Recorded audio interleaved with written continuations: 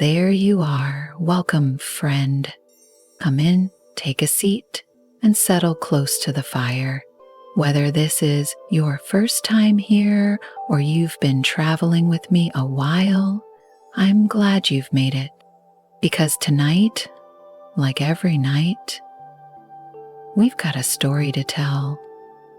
A story of heroes and villains, of battles and quiet moments, of choices, losses, victories, and everything in between. No matter where the tale begins, I promise it'll carry you somewhere worth going. So relax, listen closely, and if you're enjoying these journeys, don't forget to subscribe to the channel. There are many more stories waiting just beyond the horizon. Now then, let's begin. Chapter 1. Blood on the Snow. The wind howled across the Freljord like a beast denied its prey. Snow fell in sheets, sharp as needles, biting at exposed skin. The world was white and endless, save for the crimson trail weaving across the drifts. At its end, Sejuani stumbled, one hand pressed hard against her bleeding side, the other gripping the haft of her flail. Behind her, the carcass of a massive winter wolf lay still, its white fur streaked with red. Around it, smaller wolves lay broken, scattered where they'd fallen in the fight, and ahead, the outline of two small children disappeared over the ridge, sprinting back toward the tribe. They'll make it, Sejuani muttered under her breath, watching them vanish. A weak smile tugged at her lips. Good. Then her knees buckled. She collapsed into the snow. The battle before. It had started at dusk. The hunting party hadn't returned. Supplies were thin. The younger children cried with hunger. And then word came. 2 boys had wandered from camp. Sejuani hadn't hesitated. She'd saddled Bristle. She'd followed their tracks into the storm, and when she'd found them, huddled beneath an outcrop, surrounded by the glowing eyes of winter wolves, there hadn't been time for strategy. Only action, only steel. Her flail had crushed the first wolf's skull before it could leap. The others swarmed, teeth flashing, claws raking against armor. She fought like the fury of winter itself, and when the last wolf fell, the boys were still alive, but so was the storm, and so was the wound beneath her ribs, where a wolf's fang had found a seam in her mail. Alone in the storm, now, alone in the snow, Sejuani felt the cold creeping deeper. She forced herself upright, teeth clenched. I have to move, but her limbs trembled. The blood loss was worse than she'd admitted. Her flail felt heavier in her hand. Her breath came shallow. She stared at the endless white ahead. It's just a few more miles, she whispered. Her vision swam. Her foot slipped. She fell again, cheek pressed against the frozen earth. They need me, she thought fiercely. They'll starve if I don't return with this kill. I'm the leader. I'm the only one who can. The thought trailed off. The snow piled gently over her. Her eyelids drooped. No, she forced her eyes open. Not yet, but the warmth was seductive, the numbness tempting. Okay, a quiet voice inside whispered, "You've done enough. You can rest now." The footsteps. Somewhere distant, a sound, a rhythm against the snow. Heavy footsteps, Esmond, deliberate, growing closer. Sejuani frowned faintly, blinking into the blur of falling snow. A silhouette emerged over the ridge. Broad, Asaph, a great shield slung across his back. Deep, rumbling voice, warm as a hearth in winter. Little boar, what trouble have you gotten yourself into this time? And for the first time since the storm began, Sejuani allowed herself a flicker of relief. Brani, she whispered. Then the world tilted sideways, and the snow embraced her. Born of stone and snow, he was born beneath the shadow of the Recklestake Mountains in a tiny village carved from the cliffs. The winters were long, the wolves were bold, the storms never stopped. But inside those stone walls, warmth thrived. Braum's mother was the village brewer, her laughter filling the halls louder than any blizzard's howl. His father was a mason, his hands as steady as the mountains themselves. From them, Braum learned two truths early. Strength protects, but kindness builds. When others hoarded their food, his parents shared. When the old couldn't chop wood, they chopped double. When a child lost their way in the snow, they left a lantern burning at the crossroads. Braum watched, and he carried that light in his heart, the boy who lifted. As a boy, he was stronger than anyone his age. They said he'd pulled a stubborn yak free from a frozen ravine at 10, throw down a rough bone to save trapped miners at 12. But no matter how big his muscles grew, his smile grew bigger. The other boys wrestled to prove dominance. Braum wrestled to make them laugh. The others jeered the weak. Braum helped them stand. "Why do you always help the ones at the bottom?" they asked. And Braum shrugged. "Because no one else does." A promise in the frost. When his parents passed, his father taken by illness, his mother by a cruel winter, Braum buried them beneath a cairn of stone where wildflowers would bloom in spring. That night, alone by the hearth, he made himself a promise. "I'll be the warmth for someone else, even when the world is cold." He took up his father's old shield. He strapped his mother's amulet around his neck, and he left the village with nothing but his strength, his smile, and the dream that no one should have to face the storm alone. The man who became a myth. Years passed, and the stories grew. A shield that could stop an avalanche, arms that could lift a stranded mammoth calf, a laugh that could shake the snow from the tallest pines.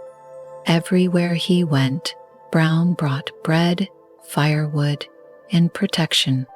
He never carried a sword. He never carried a crown, only his open hands, his open heart, and a belief unshaken by the cold. The Freljord can be harsh, but together we are stronger than the storm. Warmth without walls. The other tribes called him naive. Fools whispered he'd be swallowed by winter's cruelty. But Braum never stopped smiling, because for every cynic, there was a child he carried from the frost. For every doubter, a family saved from wolves. For every cold, there was a fire he lit. And somehow, the world around him grew a little warmer. Now, as he trudged through the blizzard, a familiar silhouette slung across his shoulders, his breath rising in clouds, Braum's voice hummed a quiet lullaby beneath the roaring wind, not for himself, but for her, for the proud warrior who would never let herself ask for help, for the fierce leader who had finally allowed herself, if only for a moment, to be carried. "Rest easy, little boar," he murmured, pressing forward through the snow. "Your fire's not out yet." Interlude. Fire in the heart, ice on the skin. Long before their paths crossed on that stormy night, their tribes had stood on opposite sides of the fjord's endless struggle. Both endured the same biting wind. Both bore the same scars of winter, but their hearts beat to different songs. The winter's claw. Sejuani had been raised with cold iron in her veins. The winter's claw, her tribe, believed in strength above all, in a land where blizzards could kill as swiftly as blades. Mercy was weakness, compassion a liability. From the moment she could walk, Sejuani had been taught, the world does not give, you must take. And to take, you must survive. Every hunt was a battle, every meal a victory, every rival a threat. They raided weaker settlements not from cruelty, but necessity. In the frozen north, resources were scarce. A tribe that did not fight for food, for land, for fire, died. And a leader who failed to provide was buried beneath the snow. Sejuani carried this burden with pride and bitterness both. There's no room for softness in winter, no room for dreamers. The hearthblood, but to the south, nestled in gentler valleys and sheltered cliffs, there thrived another people, the hearthblood led, not by a warlord, but by a man whose strength was measured in kindness, not cruelty. Braum, where Sejuani saw the world as an arena, Braum saw it as a community. He believed every stranger could be a friend, every feud a misunderstanding waiting to be mended, every rival a future ally. While the winter's claw sharpened their spears, the hearthblood carved gathering halls from stone, inviting travelers to share bread and warmth. Where Sejuani raided, Braum built. Where Sejuani demanded loyalty through strength, Braum earned it through trust. Clashing philosophies. To the winter's claw, Braum was a fool. A well-meaning fool, perhaps. A strong man, yes. But misguided. They whispered, "By, hand in hand, peace is a myth. Peace is a myth. In the fjord, peace is just the space between storms." Sejuani most of all resented him. How could he be so loved without conquering? How could he keep his people safe without shedding blood? His softness will doom them, she once muttered to Bristle. And yet, when the wilds were crueler than any raider, when avalanches buried homes, when stray travelers collapsed in the snow, it was Braum who came.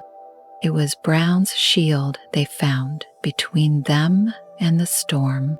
It was Braum's hands that lifted them up.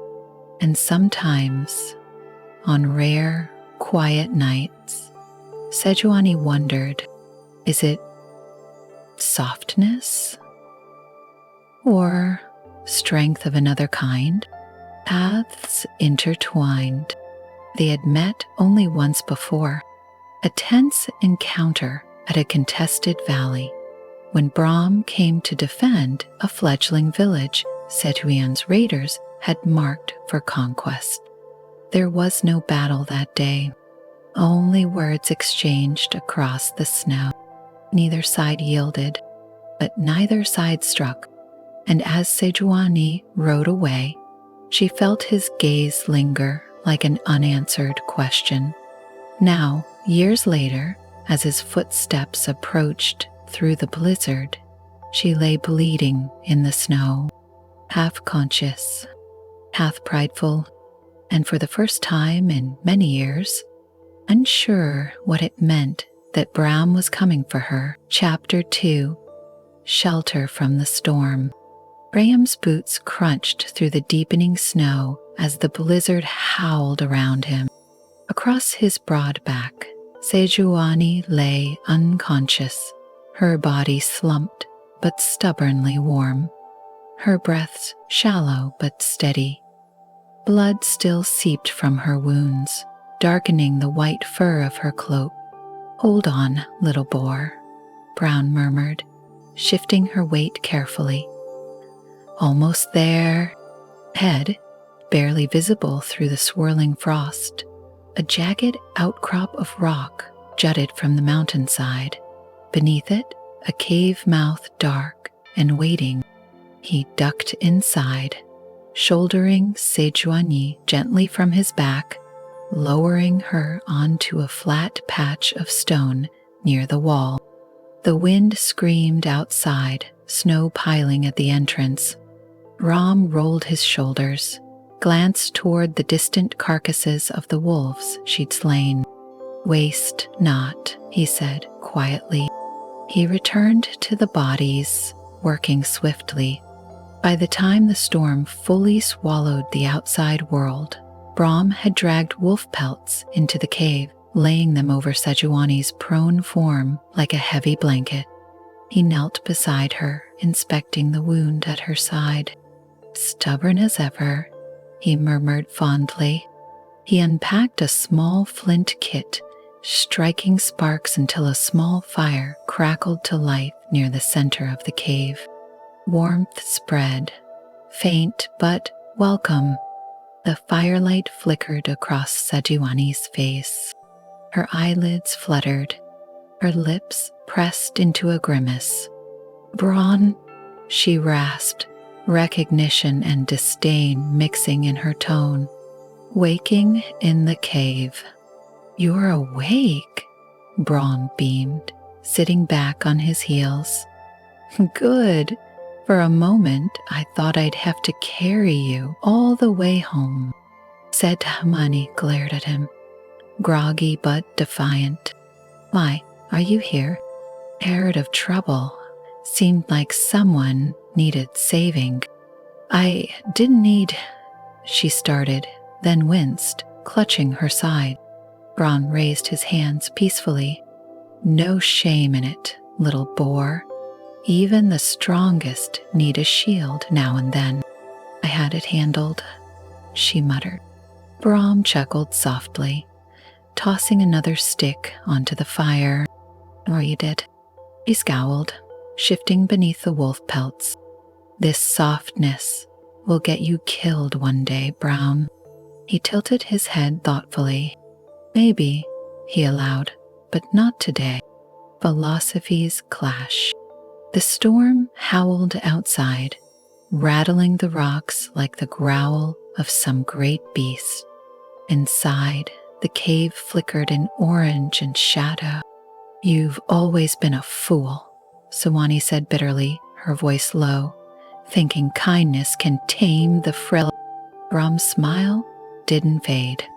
"Kindness won't tame the Freljord," he agreed, "but it can tame us."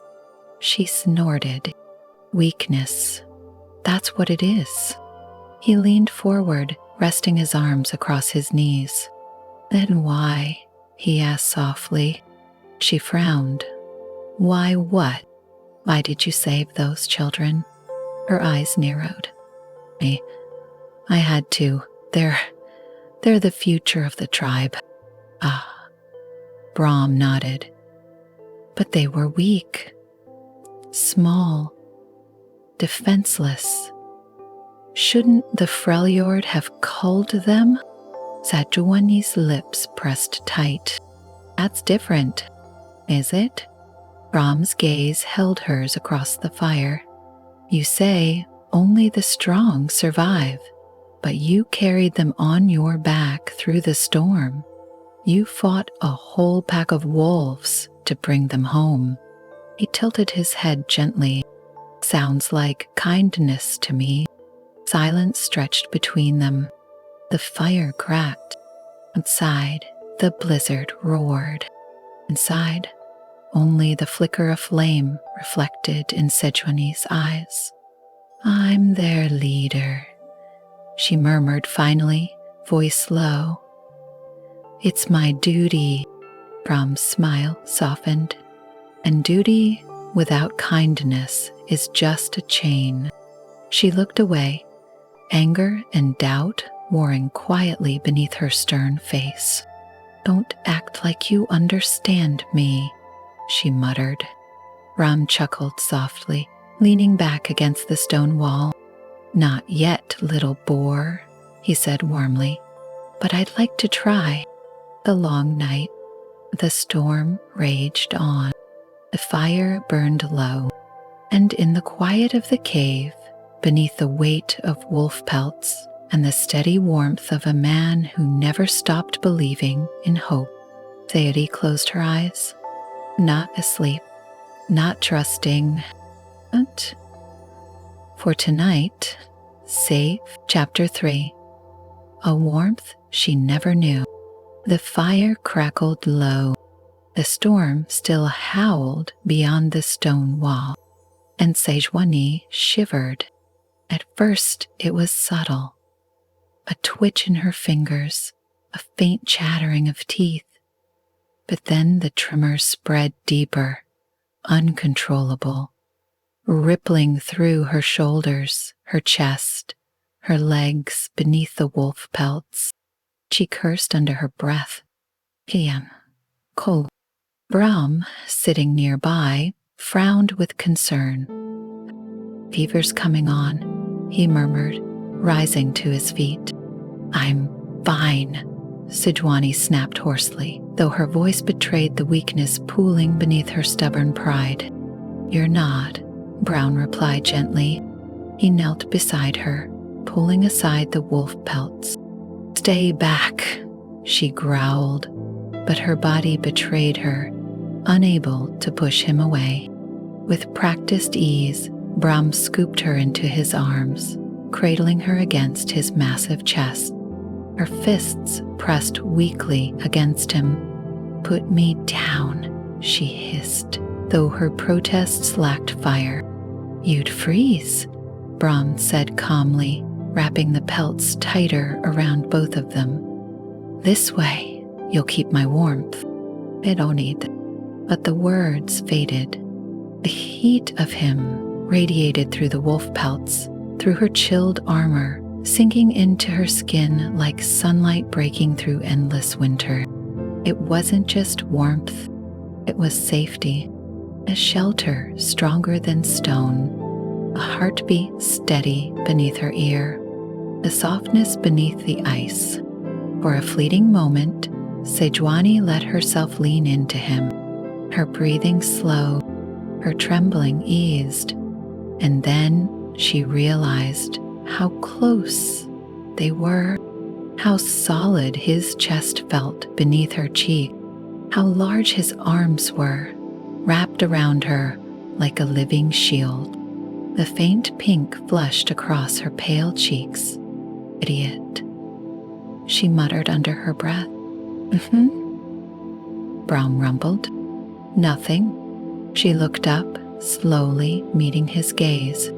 Those kind, warm eyes stared down at her, unwavering, calm, protective, not pitying, not condescending, just there.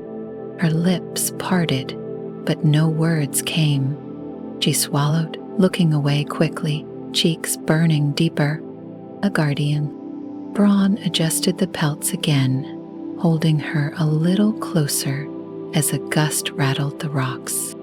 "Sleep, little boar," he said softly, brushing a stray strand of hair from her forehead. "I'll keep watch tonight." His fingers lingered for a moment against her temple, gentle, calloused, comforting. Sejuani closed her eyes, feeling the roughness of his palm, the strength in his embrace, the quiet certainty in his promise. "You're warm, old man," she murmured, half teasing, half admitting.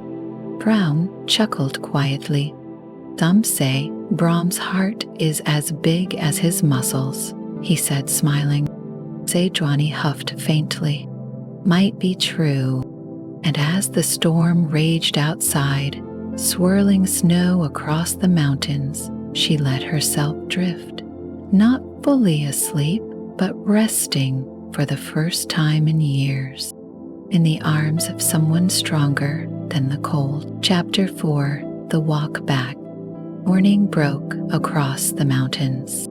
The storm had passed, leaving the world glistening in fresh snow, the sky an endless, pale blue. Outside the cave, Braum stretched his massive arms toward the rising sun, his breath misting in the cold air. Beside him, Sejuani pulled her cloak tighter, standing steadier on her feet than the night before. "Didn't think I'd see another sunrise," she admitted gruffly. Braum gave her a broad grin. "Of course you would, your toughest tusks." He smirked faintly. "You carried me." "You carried yourself," Braum corrected warmly. "I just helped a little." Their gazes met.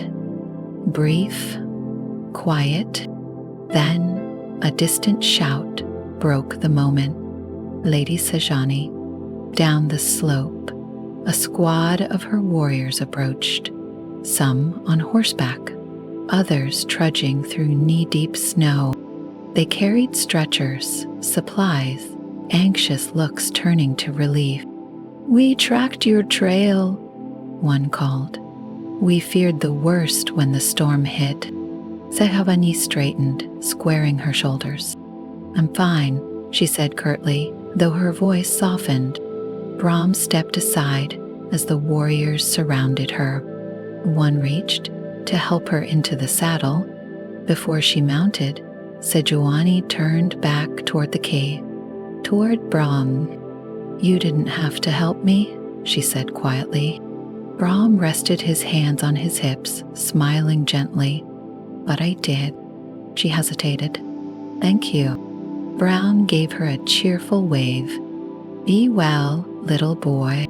And then, without waiting for praise or invitation, he turned, walking back into the mountains, his silhouette soon swallowed by white peaks. Back at the village, the healers fussed over her wounds. The elders praised her bravery. The children gathered around, wide-eyed, as she recounted how she slew the wolves to save their kin. Sejuani sat by the great hearth, bandages tight across her ribs, a heavy fur cloak wrapped around her shoulders.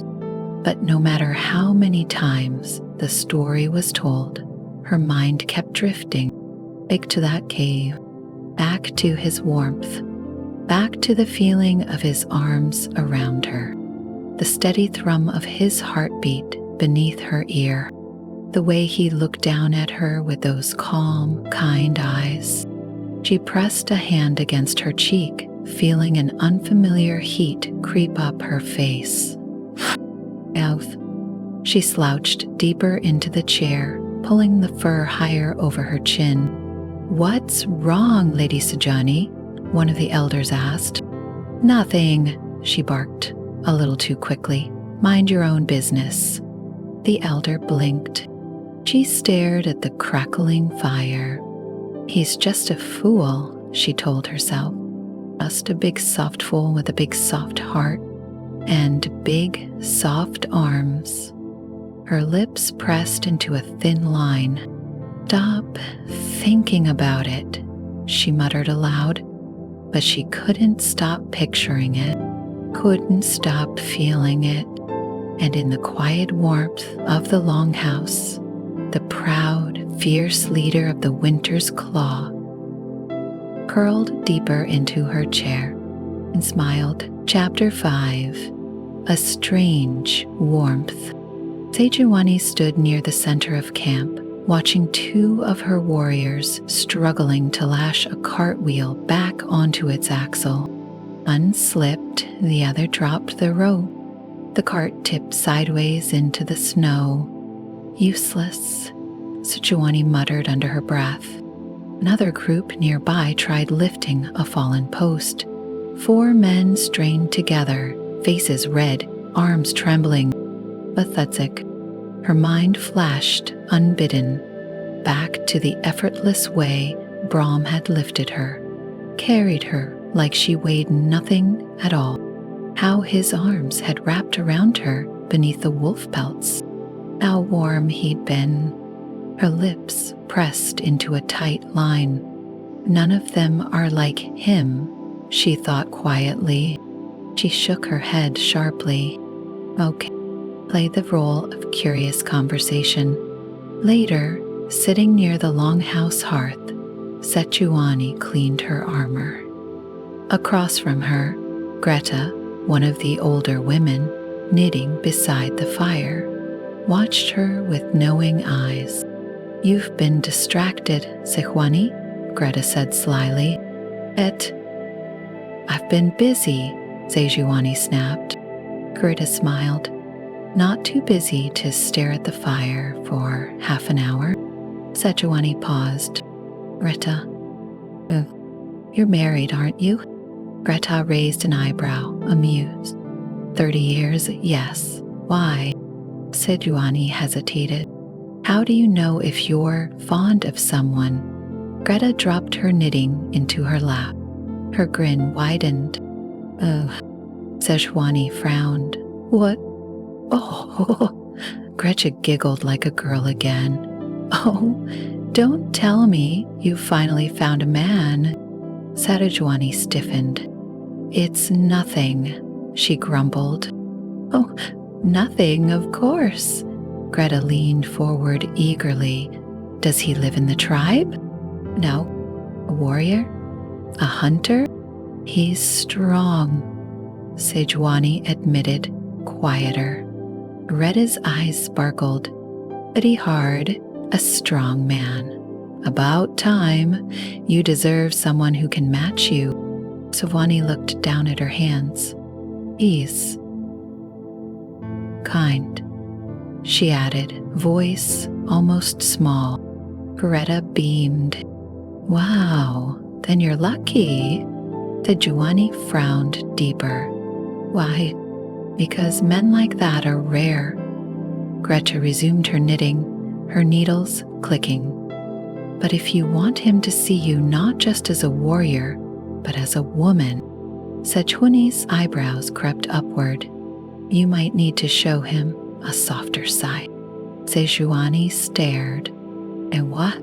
"You know, smile more, laugh, maybe even let him carry your things once in a while." Sejuani's mouth fell slightly open. "That's ridiculous," Greta cackled. Maybe, but it works. Men love a woman who can lean on them sometimes." Sejuani sat back, crossing her arms tightly. "I've never leaned on anyone," she muttered. "Maybe it's time you tried." A new mission. A knock at the hall door interrupted them. One of her scouts stepped inside, saluting. "Lady Sejuani, a pack of winter wolves has been sighted near the southern ridge, farther south than usual." Sejuani's brow furrowed. "They shouldn't be roaming that close. We think they're scattered strays from the last storm. Could be more coming down." She stood, sliding her axe into its holster. "I'll scout it myself." The scout blinked. "Alone?" They're just wolves. I'll handle it. Yes, lady. He left. Greta watched her knowingly. You're hoping to find him, aren't you? She teased. Sejuani's cheeks colored faintly. I'm scouting wolves, she snapped. Of course you are, Greta said, smirking. Sejuani stepped into the cold, pulling her cloak tight. But inside, a quiet, fluttering warmth stirred beneath the iron layers of her pride. Maybe he's nearby, she thought. Maybe I'll see him again. And for the first time in many winters, she found herself smiling alone, just a little, as she mounted Bristle and rode toward the ridgeline. Chapter 6. The Strongest Man Alive. The snow deepened as Sejuani climbed the ridge. Bristle grunted beneath her, his breath misting in the cold air. She tightened her grip on his reins, eyes scanning the horizon. And then she heard it. A deep, booming laugh. A heavy impact. A wolf flying through the air. She crested the ridge just in time to see Braum standing in the clearing below, surrounded by snarling winter wolves. His massive shield slammed down, sending a ripple through the snow. A wolf lunged. Braum caught it midair with one arm and gently tossed it aside like a misbehaving pup. Another charged from behind. Without turning, Braum swung his shield backward, flattening it into the snow with a puff of powder. Sejuani froze atop Bristle, eyes wide. Gods, she watched as Braum swung his shield in a wide arc, sweeping two wolves into a snowbank. His arms bulged beneath his furs, muscles flexing with every effortless motion. He grinned, his laughter echoing through the valley as the last wolf fled, yelping into the trees. And Sejuani blushed. Oh, hard. He's so strong, she thought helplessly. So warm, so big. Her chest fluttered treacherously. Pull it together, she hissed under her breath. Not cool. Braum turned, catching sight of her at the ridgeline. Little boar, he called cheerfully, waving his massive hand. Come down. Sejuani inhaled sharply. Okay, play it cool. Don't run. Don't look desperate. She dismounted Bristle gracefully, taking deliberate, dignified steps down the slope until her boot slipped. Her foot slid. She tumbled, face sent, into a drift. The world muffled around her. Snow felled her collar. Great, she muttered, spitting out a mouthful of frost. Braum's laugh rolled across the snow. Ah, careful, little boar. Snow is tricky today. She climbed out, brushing snow furiously from her furs, cheeks blazing red. I meant to do that, she lied stiffly. Braum beamed. I believe you. Talking beside him. She stomped up beside him, crossing her arms tightly. What are you doing this far south? She asked, trying to sound leader-like. Braum glanced back at the tracks in the snow. Food's scarce up north, he said simply. Had to patrol farther.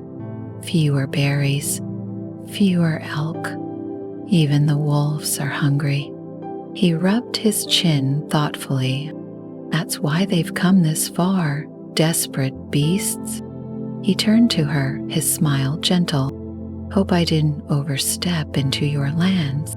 Sejuani hesitated. It's fine, she said quickly. You help. Braum's grin widened. Good. I never like stepping on another's hunting ground. He began trudging up the path, shield slung across his back. Missed I, Move on before more come sniffing. Sejuani watched him go, an ache curling unexpectedly in her chest. Right? Braum paused, glancing back. Mind if I join you? She asked, trying to sound casual. Join me. On your patrol? She clarified, adjusting her cloak. For strategy. Braum smiled brightly. Of course, company makes the road warmer. He offered his arm playfully. Come, little boor. Sejuani blinked, hesitating. Do I take his arm? Is that too forward? Retta said, men like a softer side. But I don't even know how to. Finally, awkwardly, she looped her arm through his elbow.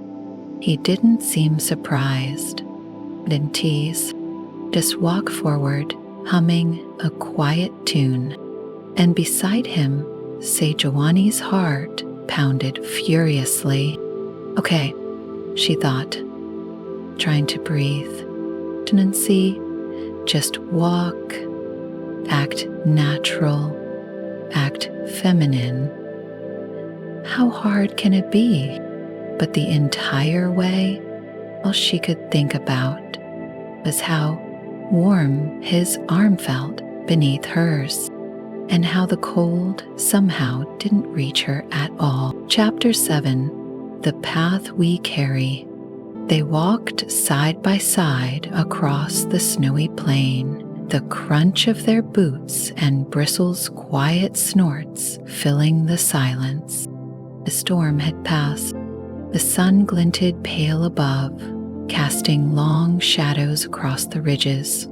Sejuani glanced sideways at Braum. Braum, what's it like? She asked quietly. Leading your people? Braum paused, rubbing his chin thoughtfully. It's good, he said after a moment, but heavy sometimes. You carry them here, he tapped his chest, even when they're not standing beside you. Sejuani's gaze softened.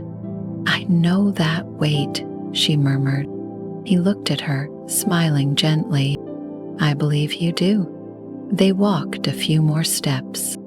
I always thought you were different, she said. Too soft for the Freljord. But you carry more than I thought. Braum chuckled. Softness and strength aren't so different, little boy. She smirked faintly. Indeed.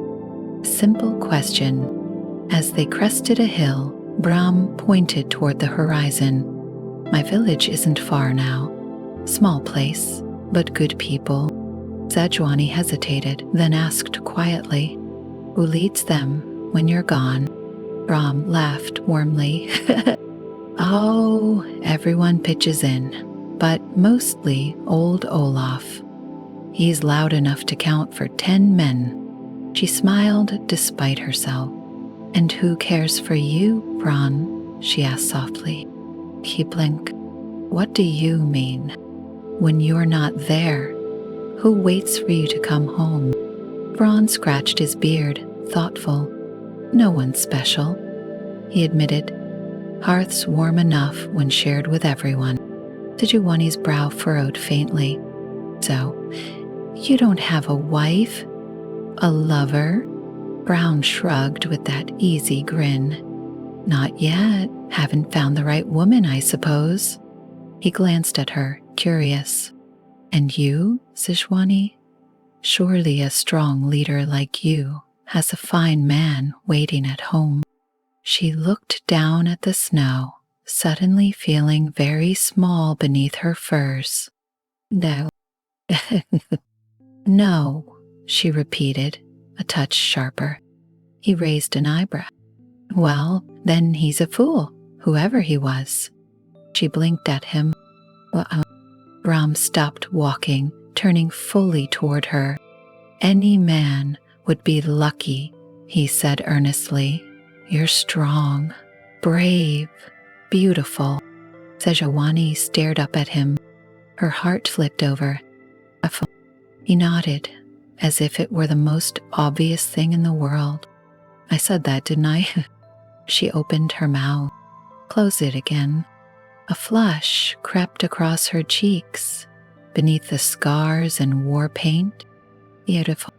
From his lips, the word rang in her ears, like a melody she'd never heard before.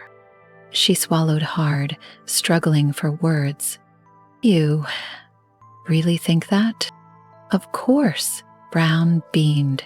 Strong is beautiful, and you're very strong. Sejuani's thoughts scrambled. Does he mean beautiful because I'm strong? Or strong and beautiful separately? Or... She looked up at him again, at his kind, warm, oblivious face. Gods, she thought helplessly. He doesn't even realize. And despite herself, she laughed quietly, under her breath. You're an idiot, she murmured fondly. Nothing. Unexpected destination. Their conversation flowed easily after that. About childhood stories, old hunts, foolish warriors, funny superstitions. By the time Sejuani realized how far they'd walked, they were already at the edge of Braum's village. Simple stone cottages huddled against the cliffs, smoke curling from chimneys, the faint sounds of hammering and laughter drifting across the snow. She blinked. We made it? Braum grinned proudly. Fastest patrol you've ever had, eh? She shook her head slowly. I didn't even notice. He clapped a hand gently on her shoulder. Come, let's get you warm. And as he led her down the slope toward the village, Sejuani felt a warmth inside her chest that had nothing to do with firelight. Chapter 8. A Village of Warmth.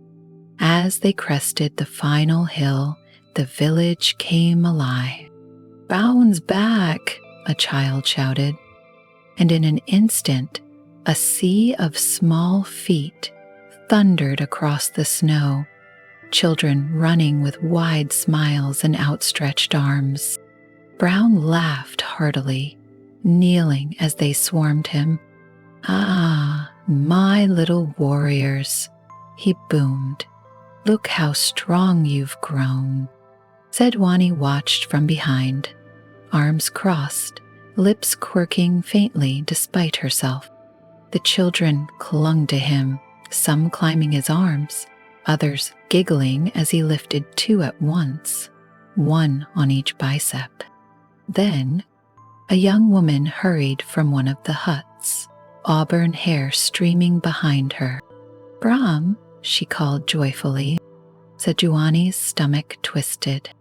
The woman ran straight into Braum's arms, hugging him tightly, burying her face against his chest. Sejuani's lips pressed thin. He said he didn't have a woman waiting for him. Her hands clenched unconsciously. Of course, he'd have someone. A hollow ache settled in her chest. The introduction. Braum looked up from the embrace, grinning brightly. Ah, Sejuani, come meet my sister. Your sister, Sejuani repeated. The young woman turned, releasing Braum to step forward. Jorah, she introduced warmly, eyes sparkling. It's an honor, Lady Sejuani. Before Sejuani could respond, Jorah threw her arms around her, hugging her firmly. Sejuani stiffened. Her arms hung awkwardly at her sides. You saved my brother again, didn't you? Jorah said happily. Thank you. Sejuani blinked, utterly bewildered. No one hugs me, not even her own tribe. Not since she was a child, and certainly never with such unconditional warmth. She started, then cleared her throat. It was nothing. Jorah smiled wider, giving her another squeeze before stepping back. Braum laughed. She's tough, my sister, stubborn like you. Sejuani rubbed her arm where Jorah had hugged her, still feeling the phantom warmth. Strange family, she muttered under her breath, but she didn't dislike it. Not really. A warm welcome. The rest of the village emerged to greet them. Smiles, handshakes, offers of food and drink. They thanked Braum for chasing off the wolves. They thanked Sejuani for helping him. No suspicion, no guarded stare, just kindness. It unnerved her. It warmed her. This confused her. Is this what peace feels like? She wondered. She followed Braum as he gave her a tour, showing her the stone hall, the blacksmith's forge, the communal hearth. Everywhere they walked, people waved. Children peeked shyly from windows. An old man called a blessing after them. And finally, as dusk painted the sky orange and violet, Braum stopped outside a sturdy wooden hut.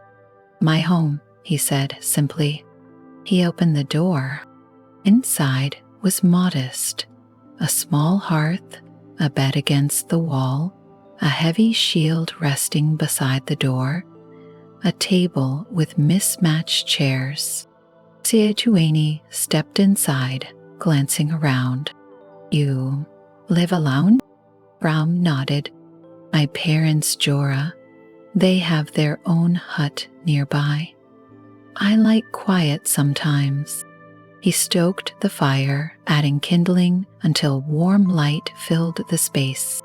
Stay the night, he said, turning to her with that easy smile. It's cold out, safer here. Her heart races. Sejuani froze. Stay. Of course, Braum said, as if it were the most natural thing in the world. He hung his cloak by the door, stretched his massive arms overhead. You can take the bed, I'll sleep by the fire. Sejuani stared at him. Her thoughts raced. Alone. In Braum's home. A night together.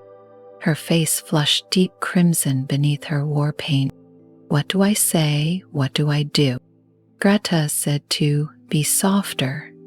Should I? Smile? Compliment him? Gods, why is he so oblivious? Braum grinned, already piling blankets by the hearth. Make yourself comfortable, little boar. You've earned a rest. She swallowed, sat stiffly on the bed. Yeah, she said, voice faint.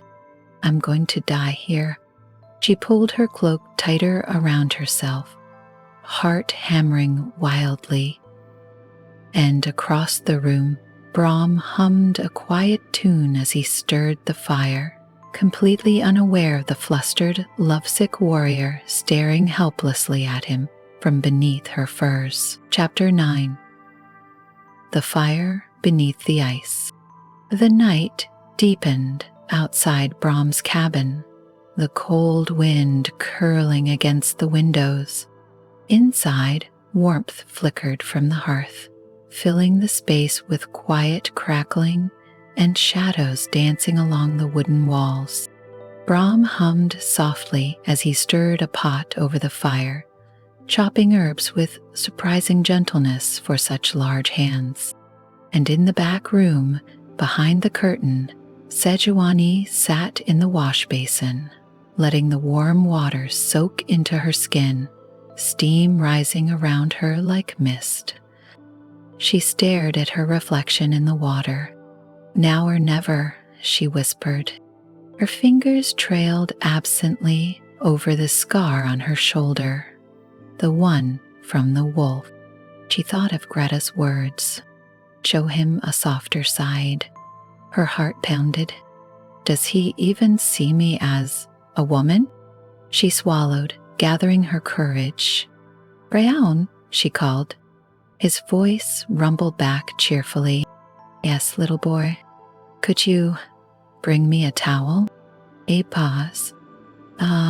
Of course. She heard his heavy footsteps, the creak of the door, and then, the moment he stepped inside, holding the towel in his large hands, she reached and pulled him inside. God, Sejuani. Braum started, startled. He turned and stopped. The air between them was thick with steam, the soft glow of lantern light blurring around her silhouette. Her skin glistened faintly, droplets tracing the curves of her arms, her shoulders, her collarbone. Long, damp strands of silver hair framed her face, her blue eyes locked onto his, waiting, hoping. Her fingers still gripped his wrist, firm and unyielding. "You're beautiful," Braum murmured before he could stop himself, all coloring his voice. Sejuani's lips parted faintly. "You really think so?" she whispered. Braum nodded slowly, gently. "Bay, I've always thought so." Her breath shuddered, and then her hand slid from his wrist, up his arm, tracing the strength beneath the fabric, resting against his chest. "Bait, I've fought my whole life," she said softly, stepping closer. Led, conquered, never needed anyone. She looked up at him, vulnerable and fierce all at once. But tonight, her lips brushed his ear. "How while you?" A flame unleashed. Braum's eyes widened, then softened. "Sejuani," but her mouth found his, cutting off his words in a kiss that was hungry, heated, undeniable. His arms instinctively wrapped around her, pulling her closer as warmth surged between them, deeper than any fire. She pressed against him, lips trailing from his mouth to his jaw, her hands pushing his cloak off his broad shoulders. Her pulse thundered. She wanted him to see, wanted him to feel, wanted him to know she wasn't just a warrior, not just a chieftain, not a woman too. And for the first time, she let herself be held, let herself be cherished, let herself be wanted. In the quiet of the steamy room, their laughter, their whispers, their gasps blended with the crackling fire outside. And as snow fell beyond the cabin walls inside, two hearts thawed, piece by piece, together. Chapter 10, Mates for Life. Morning light filtered softly through the curtains. The fire had long since died down, leaving only embers. And in the quiet warmth of Braum's bed, Sejuani lay nestled against his chest, his massive arm draped protectively over her. Her breath rose and fell, calm, steady. Beneath her cheek, she felt the rhythmic beat of his heart, strong, certain. Braum stirred awake, his lips brushing her temple. "Good," he rumbled sleepily. "Good morning, little boy." Sejuani's arms tightened around him. "Is this real?" she murmured. He smiled softly, pressing his forehead against hers. "It's real." They lay there in silence for a while, cocooned in shared warmth. Then Sejuani lifted her gaze to meet his. "Be more than glad." "Yeah, that was last night." She hesitated. "Was that your first time too?" Braum's eyes twinkled gently. "It was," he admitted. "I've waited a long time." Her lips curved faintly. Me too. Her hand brushed his cheek, lingering. Then, what are we now? He held her gaze, serious beneath his usual mirth. If you'll allow it, he said softly, I will protect you, stand beside you, be your man. Her breath caught, and then she smiled, wide, true, radiant. She cupped his face, pulling him down into a kiss. Then, you're mine, she whispered, and I'll be yours. One and only. He kissed her again, deeper this time, warmth flooding between them. Mates for life, he said firmly. Mates for life, she echoed. A difficult road. Later, seated at the table, Sejuani traced lazy circles across his arm. Our tribes won't like this, she said quietly. No, Braum agreed, but we are strong. We will find a way. Maybe I can begin talks with the elders. Maybe I can invite them here, Braum mused thoughtfully. They shared a smile. Or, Sejuani added dryly, we don't tell them a thing. Braum laughed heartily. Ah, a secret then. Very exciting. She chuckled softly. We'll figure it out. He kissed her forehead. I'll always be by your side. A simple errand. Braum stood, stretching his massive frame. I should gather wood for the hearth before the snow deepens again. So Sejuani rose with him. Welcome. He shook his head kindly. Rest, little boy. You've earned it. But I won't be long. Just an hour. He winked. Strong man like me. She hesitated. Okay, but don't make me come looking for you. He grinned. You wouldn't dream of it. He kissed her one last time, then slung his axe across his back and headed out into the crisp morning. Sejuani watched from the doorway until he vanished into the trees. A messenger's breathless word. She sat by the hearth, sipping hot broth, her cheeks still warm from earlier. Then the door burst open. A young villager stumbled inside, panting. Lady Sejuani. She rose instantly. What is it? The ridge where Braum went. The ground gave way. A ravine opened beneath the woods. Her chest seized. They're searching, but there's no sign yet. Her bull crashed to the floor. Without a word, she grabbed her cloak and weapons. Lead me there now. The boy nodded frantically, running ahead. She followed at a sprint, heart pounding harder than any drum. Tentative, the clearing. The forest clearing lay eerily still, where trees once stood tall. Now a jagged chasm yawned, freshly torn into the earth. Snow and broken roots clung to its sides. At the edge, searchers stood grimly, and there, near the brink, lay Braum's axe. Hello, silent. No sign of him. Sejuani stared. Her breath hitched. No, she whispered. She stepped forward, gripping the axe handle. No. Her knuckles whitened.